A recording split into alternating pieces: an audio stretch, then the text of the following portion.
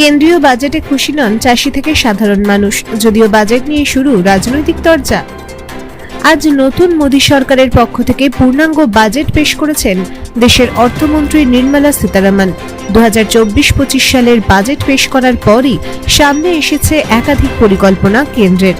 কৃষিতে বিশেষ নজর কেন্দ্রের, আরও কৃষক ক্রেডিট কার্ড দেওয়ার ঘোষণাও করেছেন অর্থমন্ত্রী। তবে কি জানাচ্ছে সাধারণ মানুষ থেকে চাষিরা? কতটা খুশি তারা? তা জানতেই আজ আমরা পৌঁছেছিলাম তাদের কাছে। কৃষিতে নজর দিয়েছে কেন্দ্র, তবে কৃষকরা জানাচ্ছেন এই বাজেটে তারা খুশি নন। এর আগেও তাদের নিয়ে অনেক কথা বলেছে কেন্দ্রীয় সরকার, তবে তার বাস্তবায়ন হয়নি এখনো। তবে কৃষক ক্রেডিট কার্ড সম্বন্ধে বলতে গিয়ে চাষিদের বক্তব্য, এসব ভাঁওতা ওই কার্ড করে কোনো লাভবান হয় না চাষিরা। তারাও ওই কার্ড করে এখনো কোনো সুযোগ সুবিধা পায়নি।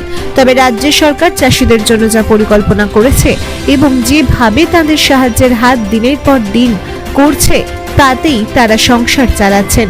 তবে তাদের কথা কেন্দ্রের সরকার অনেক কথাই বলে, তবে তার বাস্তবায়ন হয় না। অপরদিকে সাধারণ মুদিখানা দোকানদাররা জানাচ্ছেন সাধারণ মানুষের জন্য একটু ভাবা, আগামী দিনে ভয়ানক দিন আসছে। অপরদিকে সোনার দোকানের আধিকারিকদের মতে সোনা মানুষের একটা স্বপ্ন, যেটা কিনতে সবাই চায়। সোনার দাম কমার যে কথা আজকের বাজেটে উঠে এসেছে, তাতে করে এবার মধ্যবিত্তর হাতের নাগালেই আসছে সোনার রূপো। তবে সাধারণ মানুষও খুশি নন এই বাজেটে। তারা জানাচ্ছেন সরকার আজ সাধারণ মানুষের জন্য কিছুই ভাবেনি। যদিও এই বাজেট নিয়ে শুরু হয়েছে রাজনৈতিক চর্চা।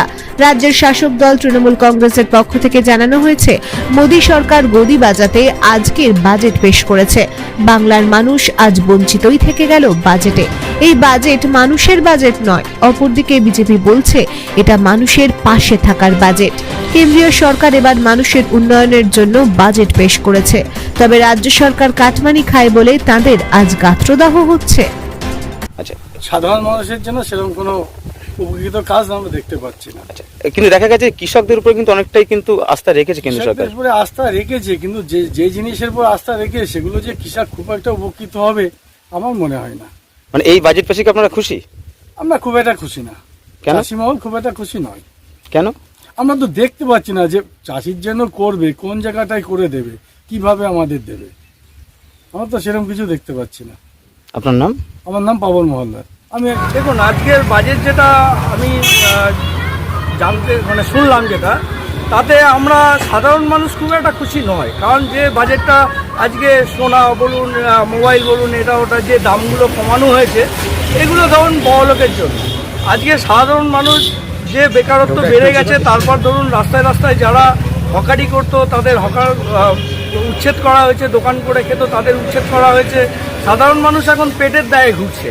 আর সাধারণ মানুষের কাছে এখন ধরুন যে বাজার করে খাবে, আজকে যদি 100 টাকা নিয়ে বাজারে যায় তার বাজার হবে না।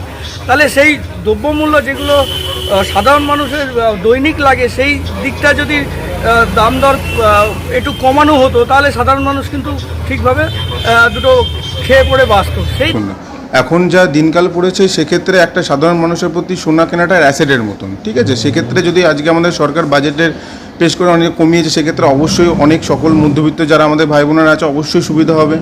আর আমাদের কাছে এমনিতেও ক্রাইস আছে যে দাম কখন কমবে, দাম কখন কমবে। মানুষ তখন রেডি আছে যে কখন একটু দাম কমবে, একটু নিজেদের পছন্দের মতো জিনিসগুলো নেবে কম ওয়েটে, নিজেদের বাজেটের মধ্যে। তাদেরও একটা ফাইন্যান্সিয়াল সব দিক থেকে যেন স্টেবল থাকে। তো এই দিক থেকে অবশ্যই সাধারণ মানুষের অবশ্যই সুবিধা হবে। আমরাও এক্ষেত্রে এই কমাতে আমরা আরও এক্সিবিশন করব, যাতে সাধারণ মানুষকে পৌঁছাতে পারি যে এখন সোনার দাম, রূপোর দাম আগের বছরের থেকে অনেক কমেছে, যাতে মানুষেরা কিনতে পারে। তো এর জন্য অবশ্যই সকলের সুবিধা হবে। তৃণমূলের সৈনিক হিসাবে একটাই কথা, এই কেন্দ্র সরকার হচ্ছে শিল্পপতিদের সরকার, বড়লোকের সরকার। মানুষের কথা ভাবে না, মিথ্যা প্রতিশ্রুতি দিয়ে মানুষের ভোট নিয়ে এবারও তারা একটা সংখ্যালঘু সরকার কেন্দ্রে তৈরি হয়েছে। সর্বপ্রথমে বলবো, বাংলার প্রতি বঞ্চনা। এই বঞ্চনা আগেও হয়েছে। বাংলার জন্য কোনো দিশা নেই, কোনো টাকা বরাদ্দ নেই, উন্নয়ন নেই। বাংলার প্রাপ্য টাকা, হকের টাকা আজকে কেন্দ্রীয় সরকার দেয়নি। সেক্ষেত্রে নরেন্দ্র মোদীর গতি কী করে বাঁচানো যায়?